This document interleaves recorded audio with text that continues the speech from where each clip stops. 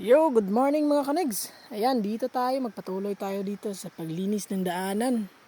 So, dito nalinisan na natin to at ipagpatuloy natin. Palakihan natin to ng konti ng daanan para maayos dahil maulan-ulan ngayon. Malakas yung ulan kagabi at ayusin natin. So, wala tayong taga-video ngayon mga kanigs.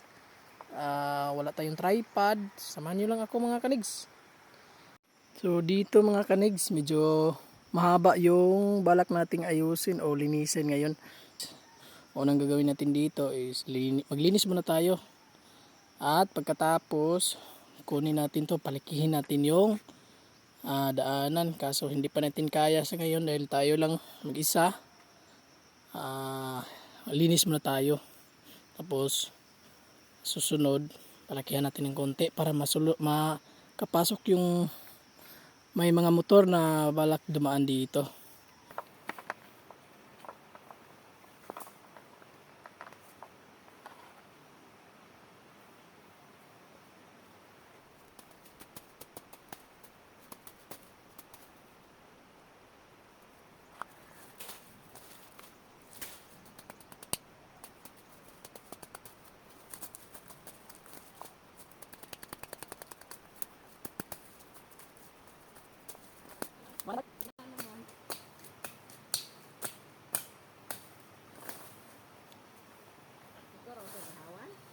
Akura?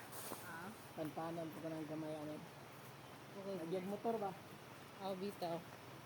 May na magpatog ko, dool-dool na diha ba? Dool-dool na lang yun. Ang kaso, Punta ato, pampanan ko.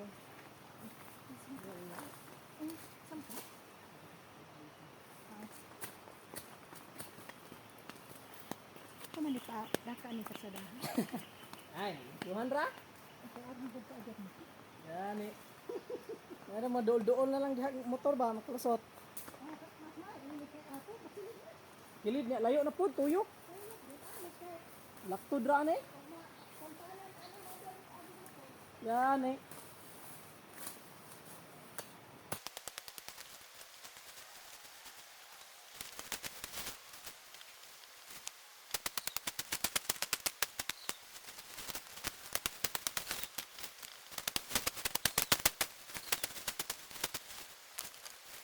So, ayan na mga kanigs. Ayan ang yung kaibahan.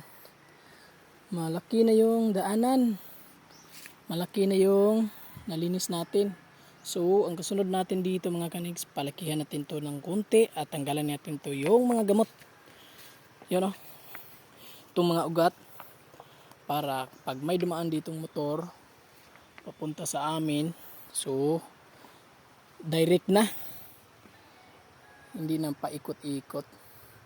So sa ngayon mga kanigs, yun lang muna dahil hingal na tayo at pinapawisan tayo ng sobra.